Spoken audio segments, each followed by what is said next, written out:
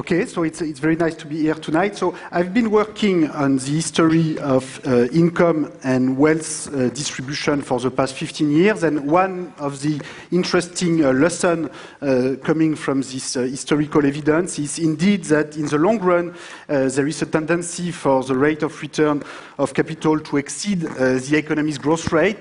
And this tends to lead to high concentration of wealth, not infinite concentration of wealth, but the higher the gap between R and G and the higher the level of inequality of wealth towards society tends to converge. So this is the key force that I'm going to talk about today. But let me say right away that this is not the only important force in the dynamics of income and wealth distribution. And there are many other forces that play an important role in the long-run dynamics of income and wealth distribution.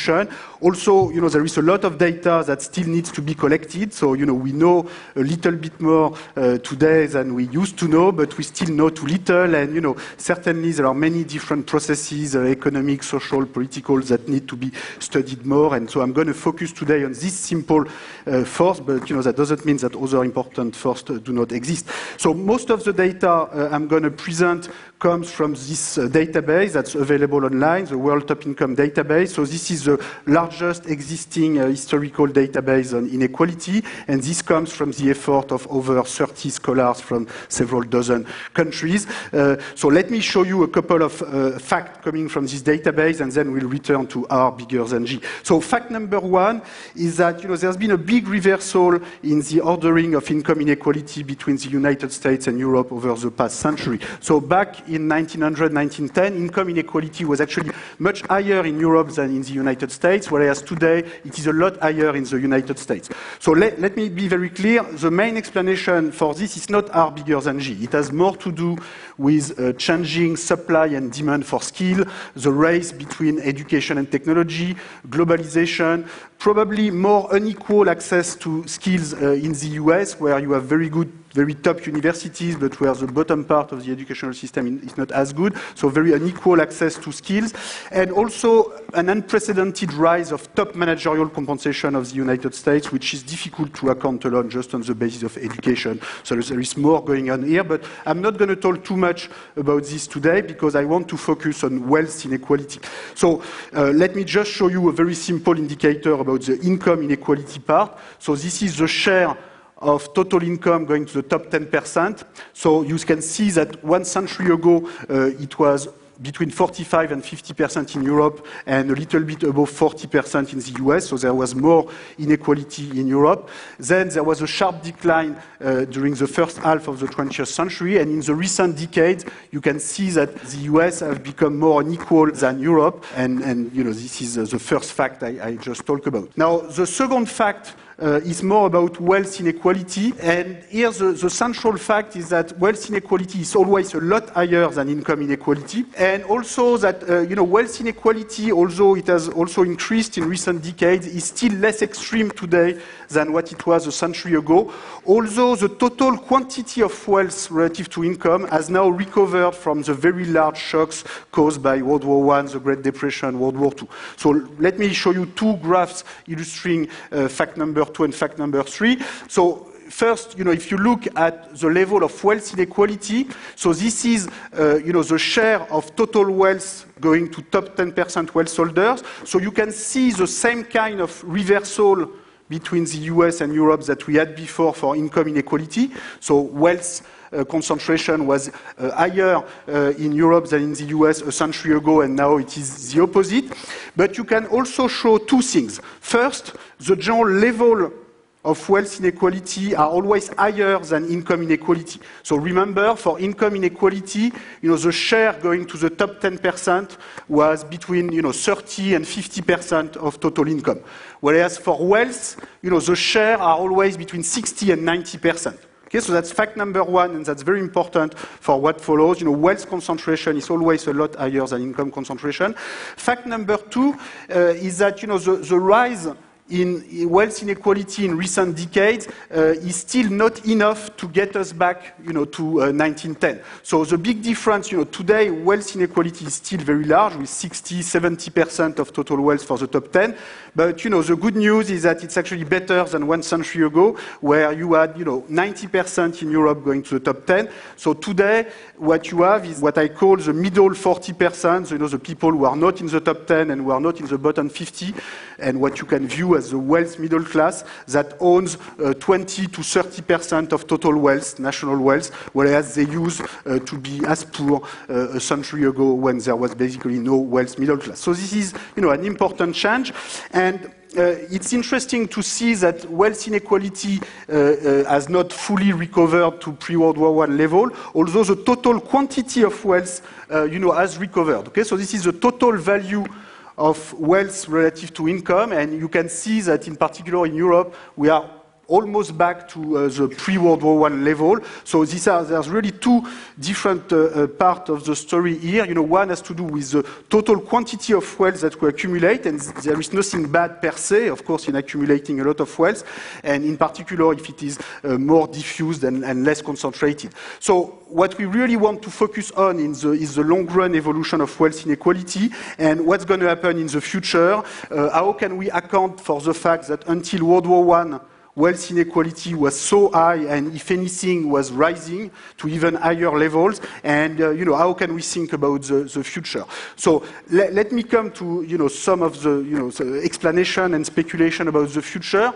Let me first say that probably the best model to explain why wealth is so much more concentrated than income is a dynastic models where individuals have long horizon and accumulate wealth for all sorts of reasons. If people were accumulating wealth only for life cycle reasons, to be able to consume when they are old, then the level of wealth inequality should be more or less in line with the level of income inequality.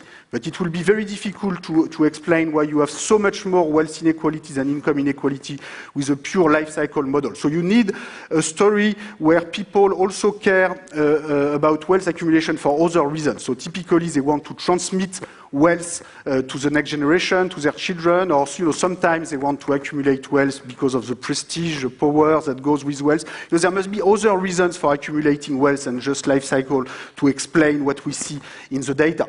Now, in a large class of dynamic models of wealth accumulation with such a dynastic motive for accumulating wealth, so you will have all sorts of random multiplicative shocks. So for instance, some families have a very large number of children, so the wealth will be divided. Some families have fewer children. You also have shocks to rates of return. Some families make huge capital gains, some made bad investments. So you will always have some mobility in the wealth process. Some people will move up, some people will move down. The important point is that in any such model, for a given variance of such shocks, the equilibrium level of wealth inequality will be a steeply rising function of R minus G.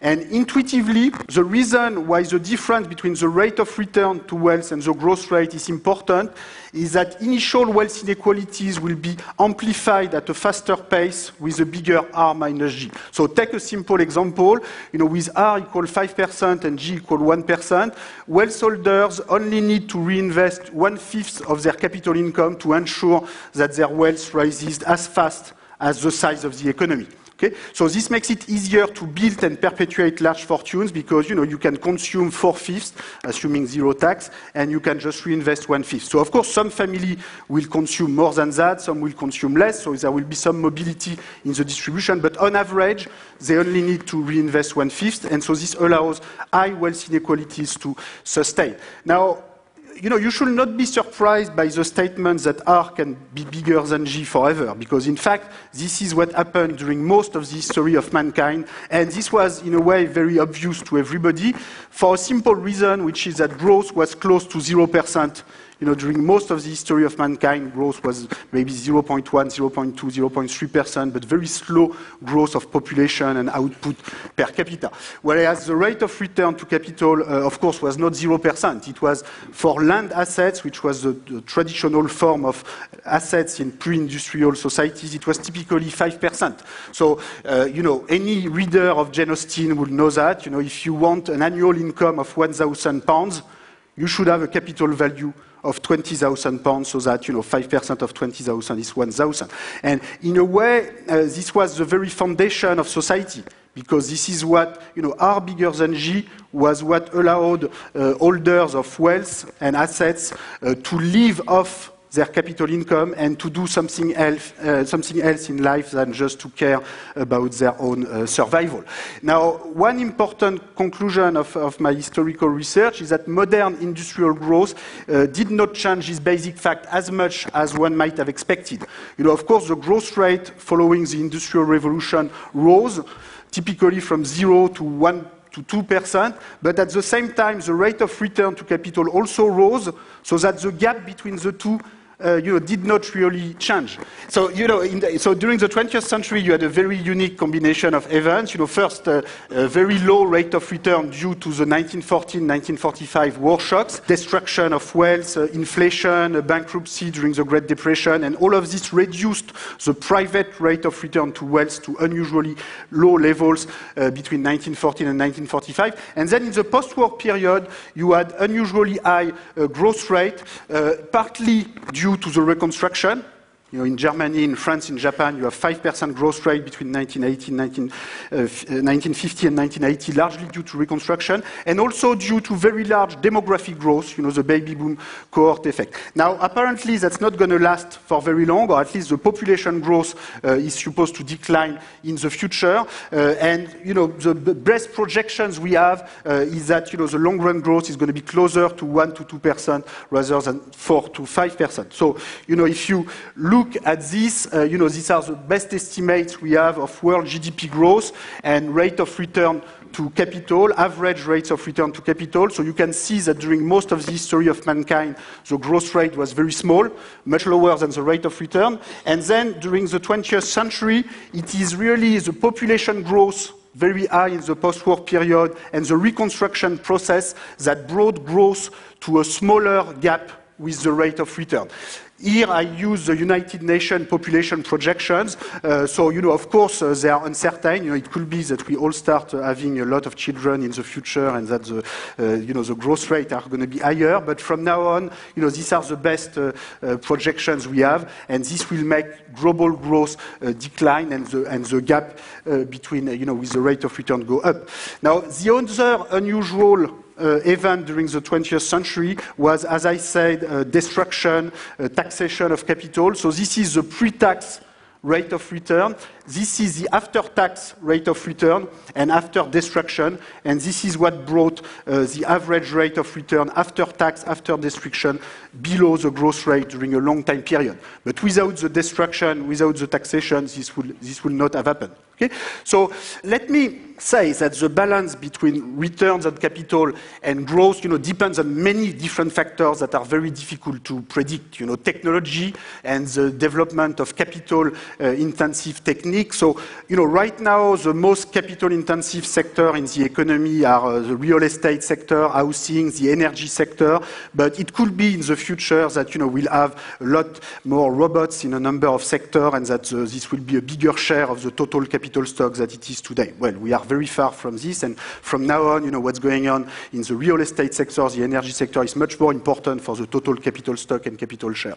The other important issue is that there are scale effects in portfolio management, together with financial complexity, financial deregulation, that make it easier to get higher rates of return for large portfolio. And this seems to be particularly strong for billionaires, large capital endowments. Just to give you one example, this comes from the Forbes billionaire rankings over the 1987-2013 period, and you can see that very top wealth holders have been going up at 6-7% per year in real terms, above inflation, whereas average income in the world, average wealth in the world have increased only at 2% per year. Okay? And you find the same for large university endowments. The bigger the initial endowments, the bigger the rate of return. Now, what could be done?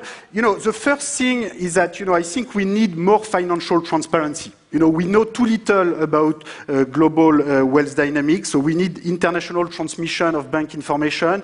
We need a global registry of financial assets, more coordination on wealth taxation.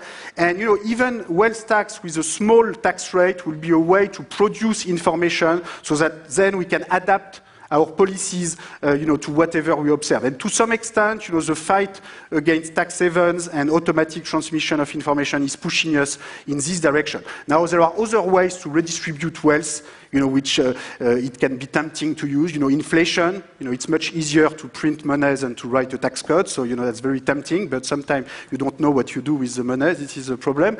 Expropriation, is very tempting, just when you feel some people get too wealthy, you just expropriate them. But this is not a very efficient way to organize the regulation of wealth dynamics. So wars is an even less efficient way, so I tend to prefer progressive taxation. But of course, history will invent its own pathways, and it will probably involve a combination of all of this. Thank you. Thomas Piketty, thank you. Thank you. I want to ask you 2 or 3 questions, because it's impressive how you are in command of your data, of course. But basically what you suggest is growing wealth concentration is kind of a natural tendency of capitalism. And if we leave it to its own device, it may threaten the system itself. So you're suggesting that we need to act to implement policies that redistribute wealth, including the ones we just saw, progressive taxation, etc. In the current political context, how realistic are those? How likely you think that it is that they will be implemented? Well, I think if you look back through time, the history of income, wealth, and taxation is full of surprise. So, I am not terribly impressed by those who know in advance, what will or will not happen. I think 1 century ago, many people would have said that progressive income taxation would never happen, and, then it happened. And, even 5 years ago, many people would have said that bank secrecy will be with us forever in Switzerland, that Switzerland was too powerful for the rest of the world. And then suddenly, it took a few US sanctions against Swiss banks for a big change to happen, and now we are moving toward more financial transparency. So, I think, it's not that difficult, to better coordinate politically. We are going to have a treaty with half of the world GDP around the table with the US and the European Union. So, if half of the world GDP is not enough to make progress on financial transparency and, minimal tax for multinational corporate profits, what does it take? So I think these are not technical difficulties. I think we can make progress if we have a more pragmatic approach to these questions, and we have the proper sanctions on those who benefit from financial opacity. One of the arguments against your point of view is that economic inequality is not only a feature of capitalism, but is actually one of its engines. So we take measures to lower inequality, and at the same time we lower growth, potentially. What do you answer to that? Yeah, I think inequality is not a problem per se. I think inequality up to a point can actually be useful for innovation and growth. The problem is it's a question of degree. When inequality gets too extreme, then it becomes useless for growth, and it can even become bad because it tends to lead to high perpetuation of inequality over time and low mobility. And for instance, the kind of wealth concentration that we had in the 19th century and pretty much until World War I in every European country was, I think, not useful for growth. This was destroyed by a combination of tragic events and policy changes, and this did not prevent growth from happening. And also, extreme inequality can be bad for our democratic institution if it creates very unequal access to political voice, and the influence of private money in US politics, I think is a matter of concern right now.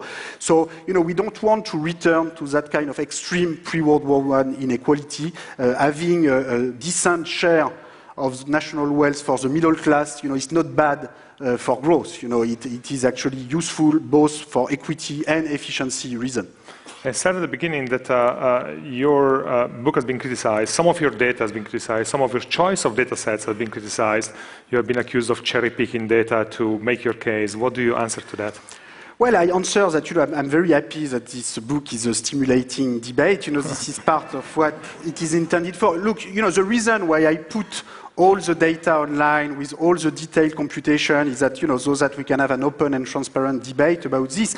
So, I have responded point by point to every concern. Let me say that if I was to rewrite the book today, I would actually conclude that the rise in wealth inequality, particularly in the United States, has been actually higher than what I report in my book. And there is a recent study by Saez and Zuckman showing with new data, which I didn't have at the time of the book, that wealth concentration in the US has risen even more than what I report.